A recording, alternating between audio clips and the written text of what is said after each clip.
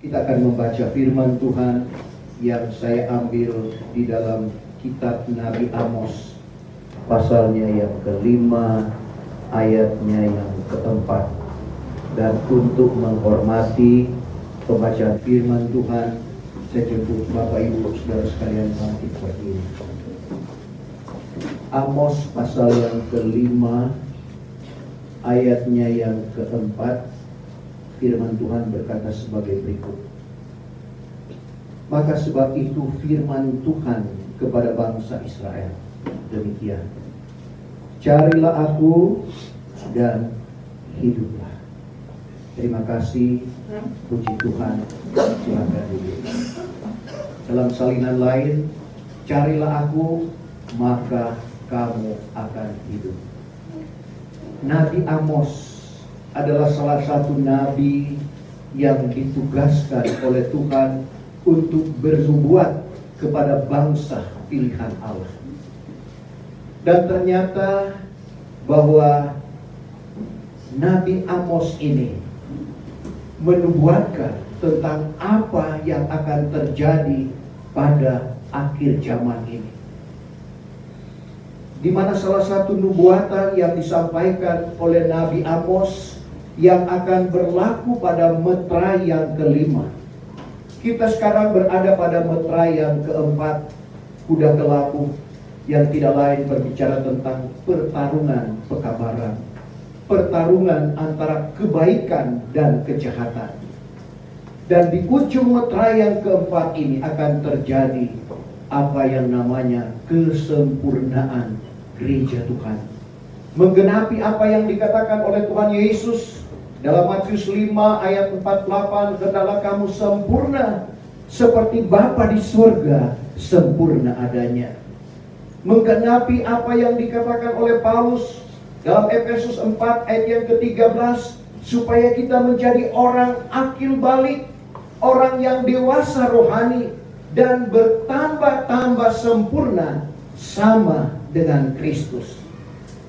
Dan setelah gereja Tuhan disempurnakan, maka masuklah kepada apa yang dinubuatkan oleh Nabi Amos dalam Amos 8 ayat 11 dan ayat yang ke-12.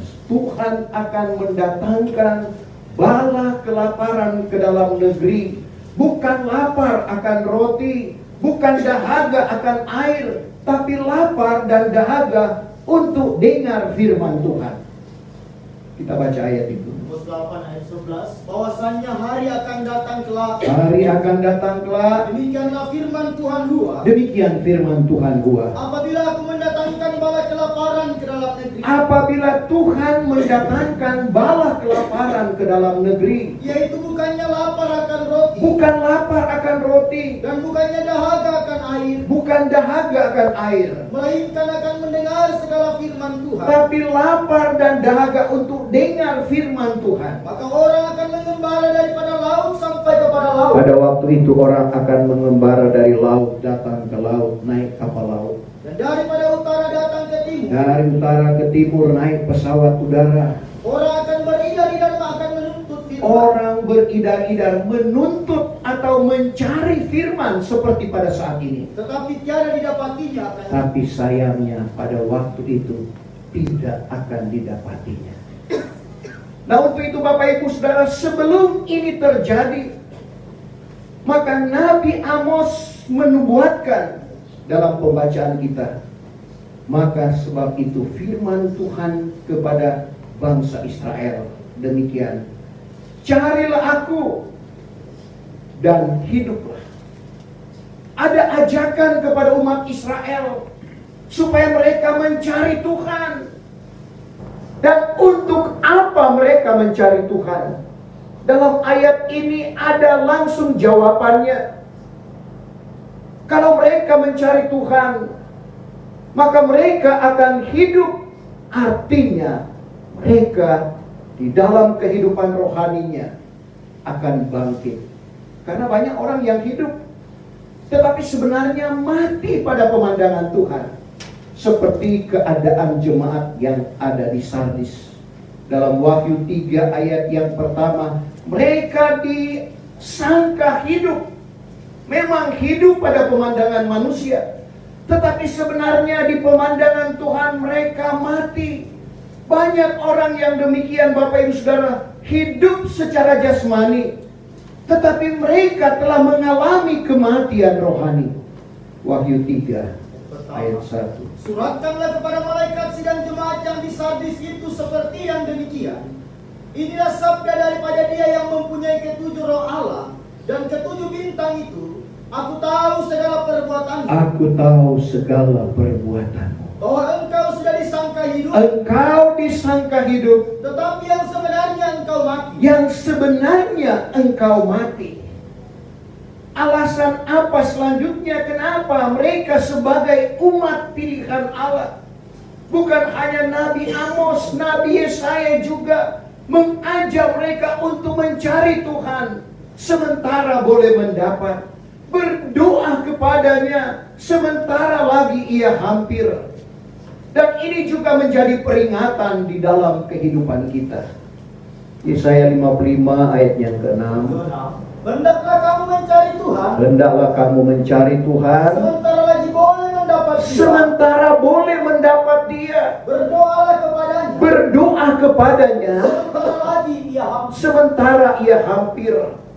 Seperti yang saya katakan dalam kata-kata pendahuluan tadi. Bagaimana Tuhan Yesus berfirman, carilah maka kamu akan mendapat. Kalau kita mencari firman Tuhan, maka kita akan mendapatkannya. Jadi kita perhatikan firman Tuhan juga yang datang kepada Bapak, Ibu, saya dan saudara. Ajakan untuk mencari Tuhan. Dan apa yang kita dapatkan apabila kita mencari Tuhan. Saudara, Paulus kepada jemaat yang ada di Ibrani. Orang yang mencari Tuhan ada pahalanya. Di dalam Ibrani pasal yang ke-11 ayatnya yang ke-6. Yang ke-6, jikalau tiada beriman, mustahil diperkenan Allah. Mustahil diperkenan Allah. Karena orang yang menghampiri Allah itu, Bapak, Ibu, saya dan saudara yang menghampiri Tuhan saat ini, wajiblah ia yakin bahwa Allah ada. kita harus yakin bahwa Allah ada di tengah-tengah kita pada saat ini. Dan lagi bahwa ialah pemberi pahala kepada segala orang yang mencari Dia. Dan Ia pemberi pahala kepada segala orang yang mencari Dia. Tidak sia-sia orang yang mencari Tuhan, karena ada janji di dalamnya, yaitu kita akan memperoleh pahala, kita akan memperoleh keuntungan. Sebagaimana ajakan Paulus yang disampaikan kepada Timotius dalam 1 Timotius 4 ayat 8. Apa yang kita lakukan saat ini, yaitu kita berbakti kepada Tuhan. Ada perjanjian hidup, bukan perjanjian mati. Ada perjanjian hidup sekarang. Ada perjanjian hidup yang akan datang. Saya boleh kategorikan perjanjian hidup sekarang adalah perjanjian jasmani. Perjanjian hidup yang akan datang adalah perjanjian rohani. 1 Timotius 4 ayat yang ke-8.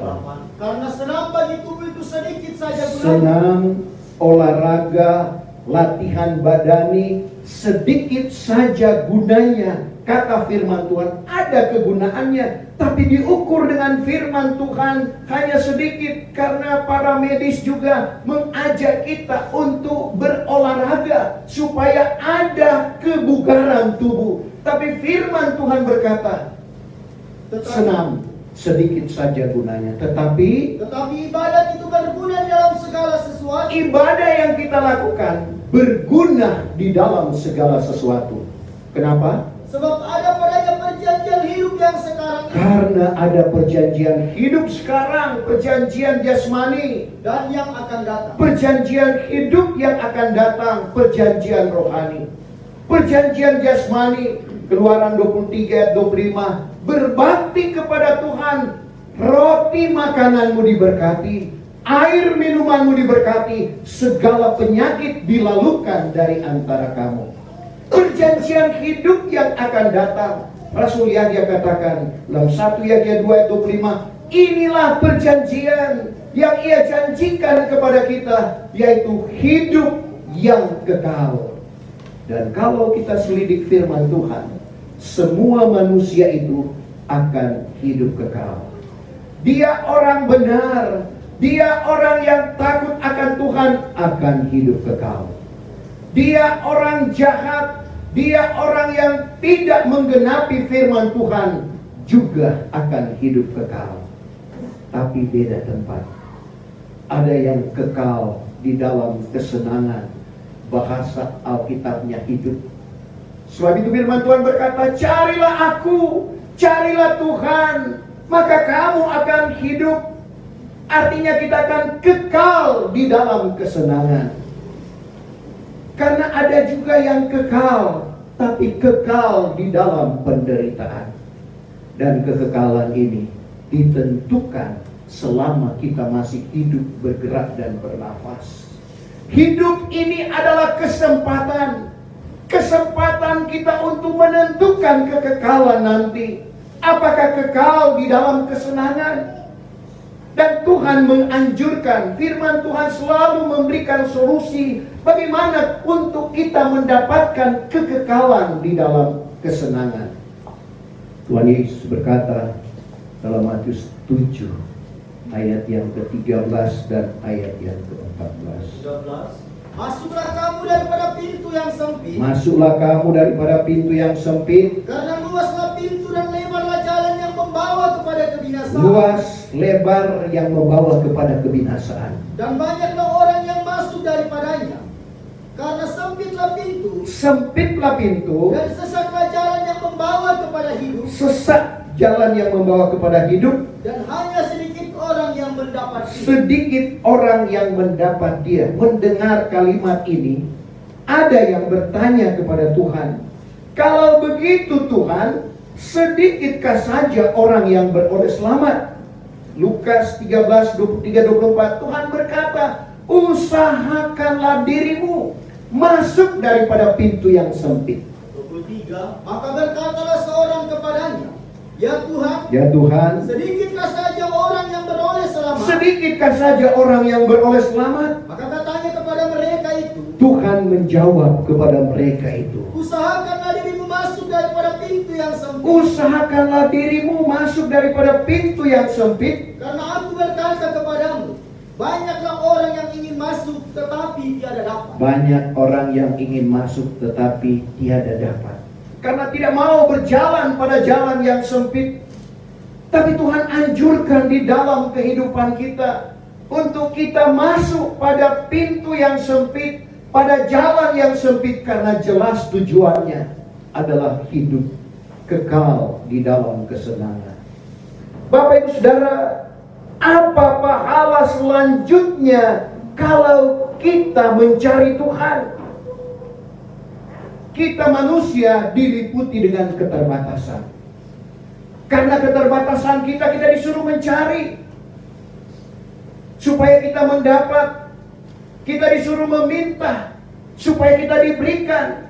Kita disuruh mengetuk supaya pintu dibukakan. Sekali lagi, keterbatasan kita, sehingga kadangkala kita diperhadapkan dengan ketakutan. Banyak hal yang akan membuat kita takut. Saya percaya semua kita yang ada di sini pernah merasakan apa yang namanya takut. Seperti Daud, dia pernah mengalami ketakutan. Siapa yang tidak takut apabila ia akan dibunuh?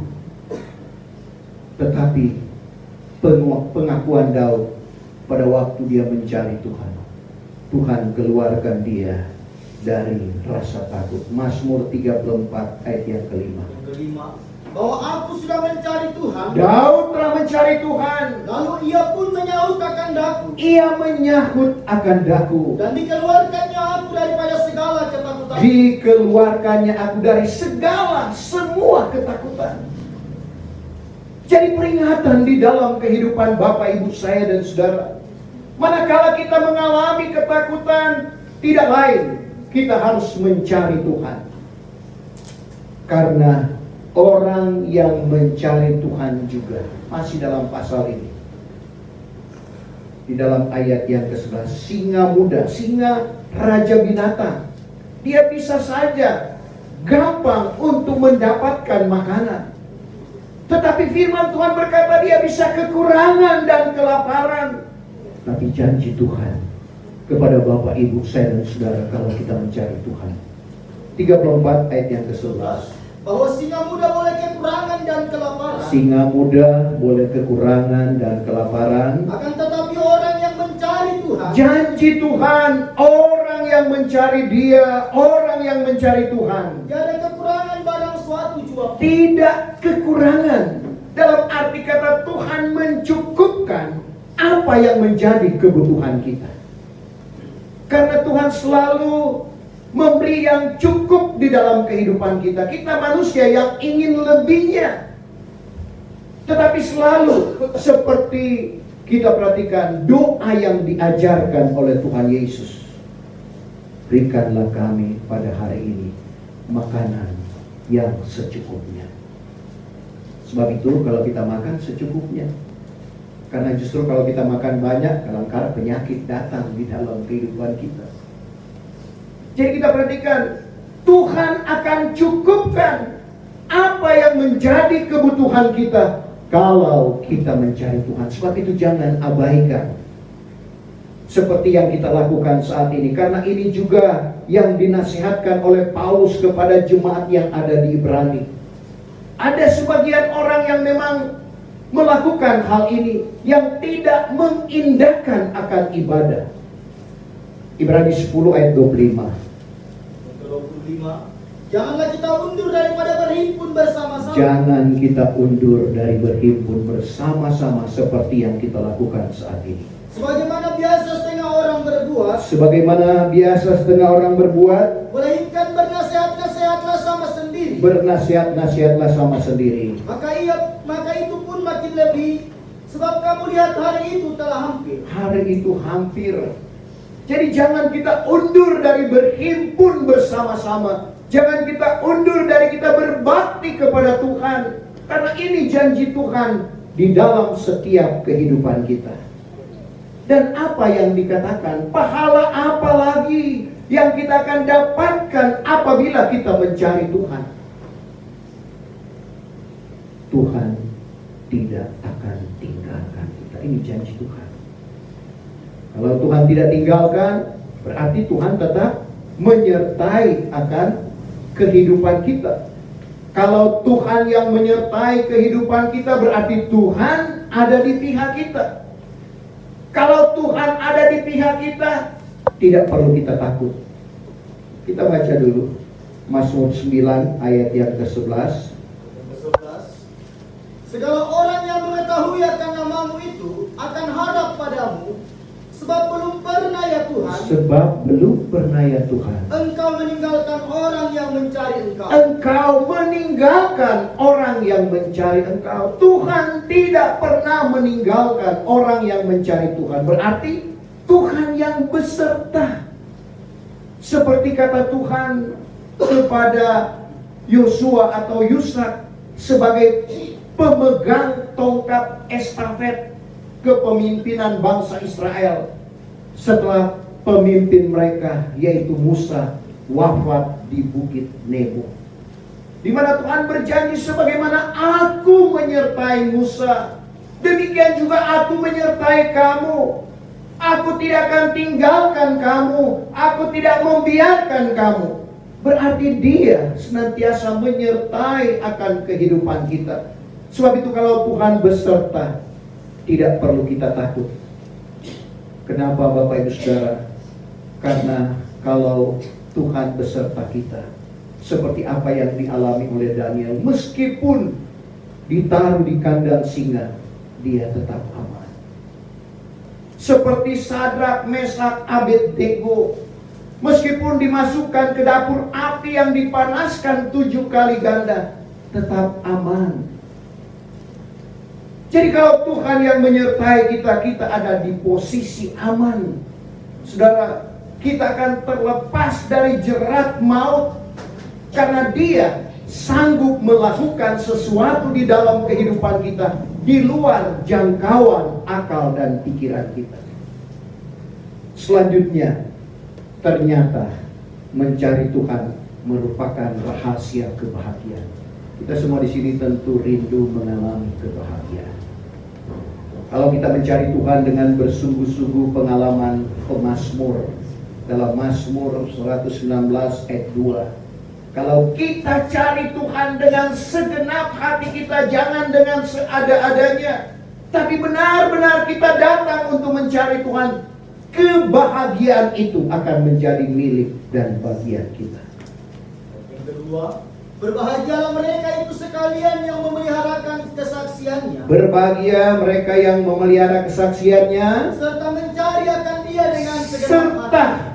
mencari Dia dengan segenap hati. Jadi rahasia bahagia itu apabila kita mencari Tuhan dengan segenap hati kita. Lanjut, pahala apa yang kita terima apabila kita mencari Tuhan? Orang jahat tidak mengerti barang yang benar, tapi bagi orang yang mencari Tuhan, mengerti segala perkara. Amsal 28 ayatnya yang kelima. 5. Orang jahat tidak mengerti barang yang benar, Orang jahat tidak mengerti barang yang benar, tetapi orang yang mencari Tuhan orang yang mencari Tuhan mengerti segala perkara. mengerti segala perkara. Jadi kita akan mengerti segala perkara. Kita tidak berkata banyak perkara yang tak dapat ku mengerti. Karena kalau kita mencari Tuhan, mencari kebenaran, sekali lagi janji Tuhan, kita akan mengerti segala perkara.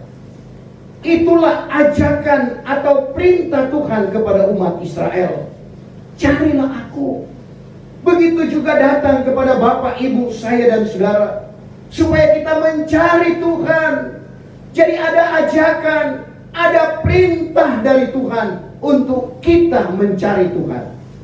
Tetapi nasihat Tuhan, jadi ada perintah, ada ajakan, tetapi ada juga larangan. Karena firman Tuhan ini sebenarnya cuma terdiri dari dua bagian. Hukum Tuhan terdiri dari dua bagian. Pertama, perintah, apa yang harus kita lakukan, termasuk kita mencari Tuhan. Lalu larangan, apa yang tidak boleh kita lakukan. Setelah Tuhan mengajak bangsa Israel untuk mencari Tuhan, Tuhan ingatkan di dalam mencari Tuhan, di mana Tuhan larang ke Baitel, ke Gilgal, dan ke Beersheba. Amos 5 ayat yang kelima. 5. Tetapi jangan kamu cari Baitel. Setelah Tuhan mengajak mereka untuk mencari Tuhan, tapi jangan cari di Baitel, Dan jangan pergi ke Gilgal. jangan pergi ke Gilgal, Dan jangan berangkat ke Beersheba. jangan berangkat ke Beersheba. Karena sesungguhnya orang Gilgal akan dipindahkan dengan tertawan, dan Baitel akan ditiadakan. Bapak Ibu Saudara, kenapa umat Israel dilarang pergi ke Baitel? Bukankah Baitel itu rumah Allah? Tentunya ada alasan. Saudara, Baitel yang artinya rumah Allah, tetapi telah dinajiskan.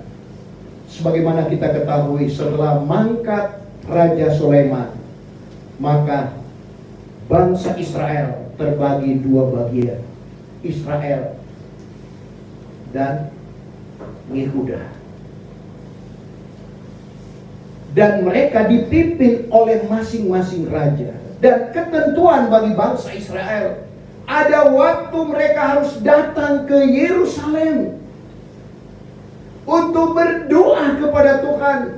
Dan ini menjadi kekhawatiran Raja Israel, yaitu Yerobeam. Dia takut nanti umatnya, rakyatnya terpengaruh mengikuti Raja Yehuda, Rehabeam namanya.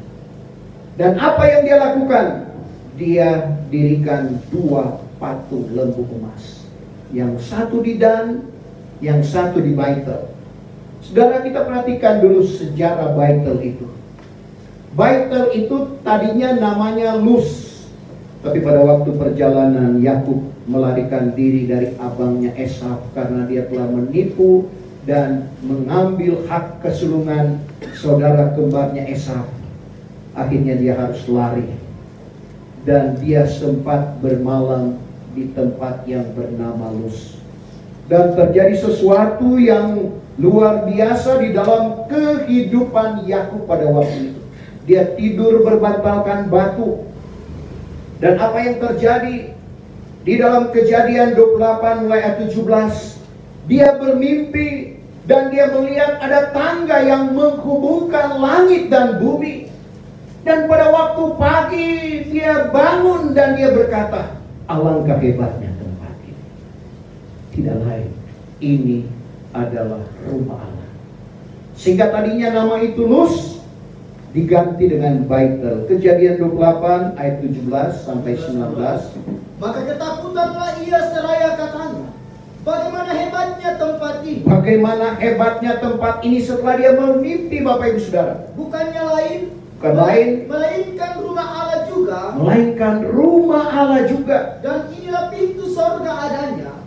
Maka bangunlah Yakub pagi-pagi hari, diambilnya batu yang telah diperbuatnya bantal, didirikannya akan suatu tanda, lalu dituangnya minyak di atasnya, maka dinamainya akan tempat itu Baitel. Tetapi dahulu nama negeri itu Luz. Jadi dahulu nama negeri itu Luz. Disinilah Bapak Ibu Saudara, tempat di mana Yerobeam mendirikan patung lembu emas dan dia mengajak umatnya untuk menyembah berhala. Jadi kita perhatikan, Baitel yang artinya rumah Allah telah dinajiskan. Demikian dengan Baitel rohani di akhir zaman, dinajiskan dengan pengajaran akal-akal manusia. Tuhan Yesus pernah menemplak orang Farisi. Matius 15 ayat 8, sia-sia kamu menyembah aku karena kamu mengajarkan hukum-hukum akal manusia. Bagaimana firman Tuhan ditafsir dengan akal dan pikiran, sehingga tadinya firman Tuhan itu murni, firman Tuhan itu suci, tetapi telah dicemarkan dengan akal dan pikiran manusia. Agur bin Jakai di dalam Amsal 30 ayat 5 dan ayat 6, sekali lagi dia peringatkan bahwa firman Allah itu amat suci adanya. Jangan kita menambah dengan barang sesuatu, karena kalau kita menambah firman Tuhan, kita didapati pembohong atau pendusta. Orang Manado bilang panto, kalau dusta itu panto. Amsal 30, segala firman Allah itu amat suci adanya. Segala firman Allah itu amat suci adanya. Maka ialah laksana perisai bagi segala orang yang berpaut kepadanya. Laksana perisai bagi orang yang berpaut kepadanya. Jangan apalagi menambahi firman-Nya dengan barang sesuatu, supaya jangan dihukumkannya akan engkau. Jangan dihukumkannya akan engkau. Dan didapatinya akan engkau seorang pembohong. Didapatinya engkau seorang pembohong atau pendusta. Pendusta itu walaupun urutan terakhir, tetapi disetarakan dengan pembunuh, berzina, menyembah berhala, hobatan, saudara. Karena semua ini akan tinggal di luar, di mana api belerang yang akan membakar orang-orang yang mengamalkan demikian. Wahyu 21 ayat yang ke-8. Tetapi bagi orang yang penakut dan yang tidak beriman dan yang keji dan segala pembunuh dan orang yang berzina dan orang hobatan dan yang menyembah berhala dan segala pendusta. Maka bahagianya itu ada di dalam laut yang bernyala dengan api dan belerang, yaitu mati yang kedua. Jadi kita lihat, meskipun hal itu sepele, tapi jangan itu berlaku di dalam kehidupan kita. Jangan kita dimasukkan ke dalam api belerang. Menambah sama dengan pembohong. Pembohong adalah bapaknya iblis. Yohanes 8 ayat 44.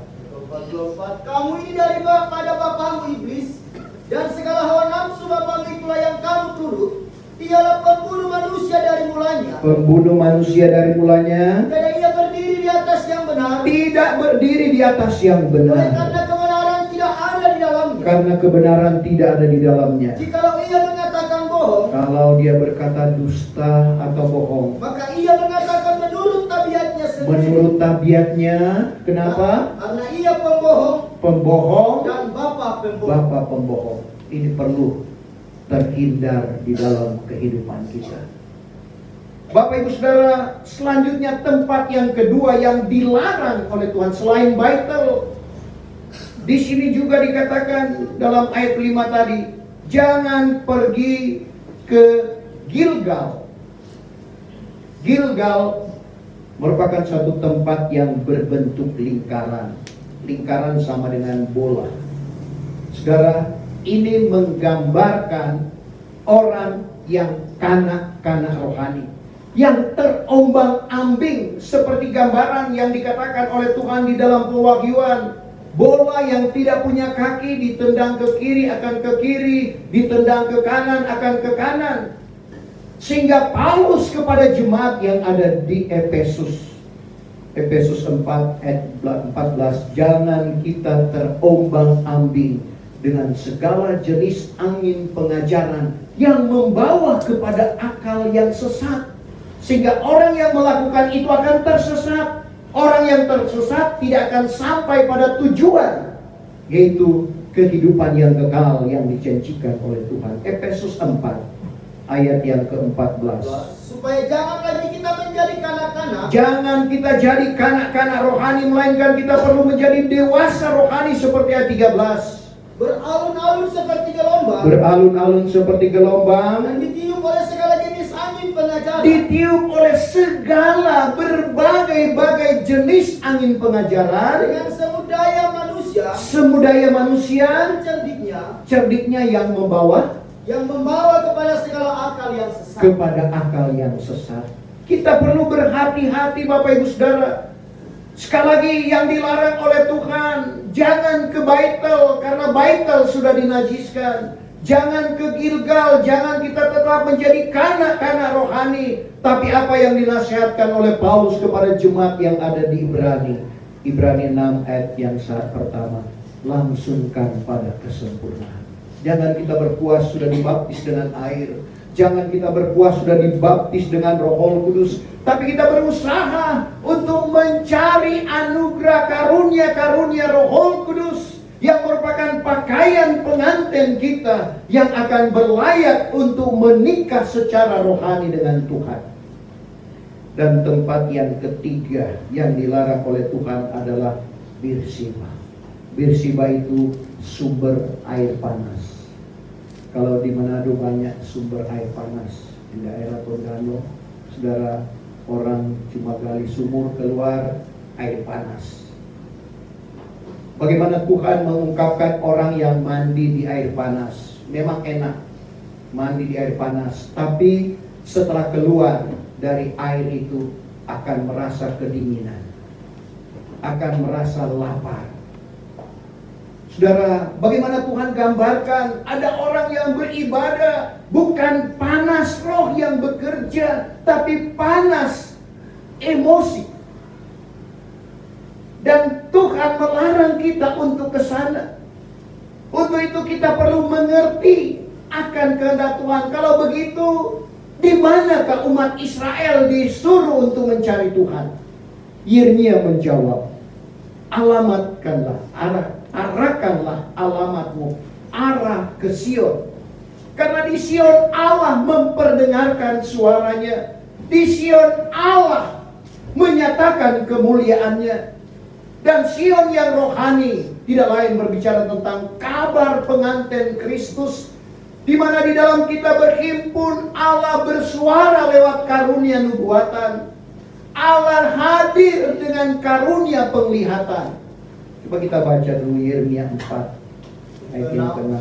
Dirikanlah alamat arah ke Sion. Dirikanlah alamat arah ke Sion. Larilah berlepas dirimu. Larilah berlepas dirimu. Janganlah kamu berhenti. Jangan kamu berhenti. Karena aku akan mendatangkan jahat kelak dari sebelah utara, dan kebinasaan yang tersayang. Jadi umat Israel dilarang pergi ke Baitul, dilarang pergi ke Gilgal, dilarang untuk berangkat ke Beersheba, dan dianjurkan untuk mengarahkan alamatnya ke Sion. Demikian juga datang firman Tuhan kepada Bapak, Ibu, saya dan saudara. Kita tetap arahkan kehidupan kita di kabar pengantin Kristus yang akan membawa kita untuk menjadi pengantinnya. Dan barang di mana kita sudah sampai, biarlah kita berjalan menurut itu juga. Jangan kita berhenti setelah kita menerima baptisan Roh Kudus. Jangan berhenti sampai di situ. Berjalan menurut itu juga, supaya kita dilengkapi dengan karunia-karunia Roh Kudus yang akan menentukan masuk pada pekerjaan Tuhan yang besar. Jawatan apa yang Tuhan akan percayakan di dalam kehidupan kita. Sekarang kita dikader oleh Tuhan untuk menerima Efesus 4 ayat 11-12. Ada 5 jawatan yang dikatakan oleh Paulus. Ada rasul, ada nabi, ada penginjil, ada gembala, dan guru agama. Dan akhirnya kita akan dibawa untuk mengeluarkan perbuatan ajaib. Kalau perbuatan ajaib tidak mampu kita keluarkan dengan kekuatan kita. Perbuatan ajaib tidak lain berbicara tentang buah-buah Roh Kudus. Tapi Paulus katakan dalam 1 Korintus 12 ayat 6. Tapi kita baca dulu ayat 4, 5, 6. Karena pada tingkatan yang keempat ada karunia roh, ada jawatan Tuhan, ada buah roh. Tapi Paulus katakan perbuatan ajaib. Korintus 12 ayat 4, adalah berbagai-bagai karunia. Ada berbagai-bagai karunia Roh Kudus, tetapi rohnya itu satu. Roh Kudus itu satu. Dan ada berbagai-bagai jawatan. Ada 5 jawatan Tuhan, tetapi Tuhannya itu satu. Tuhan itu satu. Dan ada berbagai-bagai perbuatan. Ada 9 buah Roh Kudus. Tetapi Allah itu juga yang mengerjakan segala hal itu di dalam Allah setiap yang mengerjakan lewat kuasa Roh Kudus di dalam kehidupan kita. Karena itu perbuatan ajaib, buah roh tidak sama dengan perbuatan baik. Perbuatan baik dapat dikeluarkan oleh kita sebagai manusia. Orang yang tidak kenal Tuhan pun dapat berbuat baik. Tapi untuk berbuat Roh Kudus itu harus ada kekuatan Roh Kudus yang akan memampukan kita. Untuk itu sekali lagi firman Tuhan datang mengingatkan kita. Carilah Tuhan, maka kamu akan hidup. Jangan pergi ke Gilgal, jangan pergi ke Baitul, jangan berangkat ke Beersheba. Tapi kita arahkan alamat kita arah ke Sion sejemput kita bangkit berdiri. Kita sempurnakan ibadah kita pada pagi hari ini. Kita nyanyikan satu pujian. Betapa besar kasih